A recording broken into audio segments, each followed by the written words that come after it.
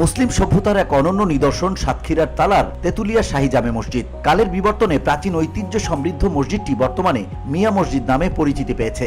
মসজিদটির সঙ্গে সাদৃশ্য রয়েছে কলকাতার ধর্মতলার টিপু সুলতান মসজিদের।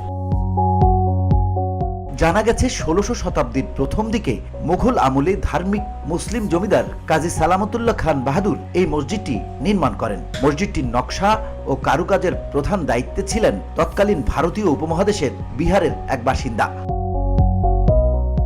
সরজমিনে দেখা যায় খুলনা পাইকগাছা সড়কের কোল ঘেঁষে তালা উপজেলার তেতুলিয়ায় ২ একর জায়গা জুড়ে বিশাল এক দিঘির দক্ষিণে প্রায় ১ একর জমির উপর মসজিদটি নির্মিত।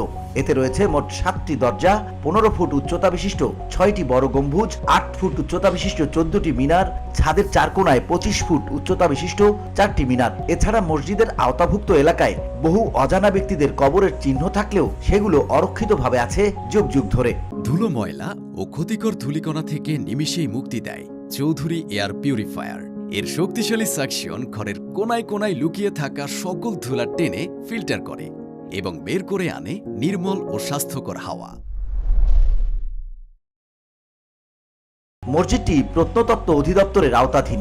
মসজিদ কমিটির অভিযোগ, প্রত্নতত্ত্ব অধিদপ্তরকে মসজিদ সংস্কারের বিষয়ে অনেকবার জানানোর পরও কোনো পদক্ষেপ গ্রহণ করেনি।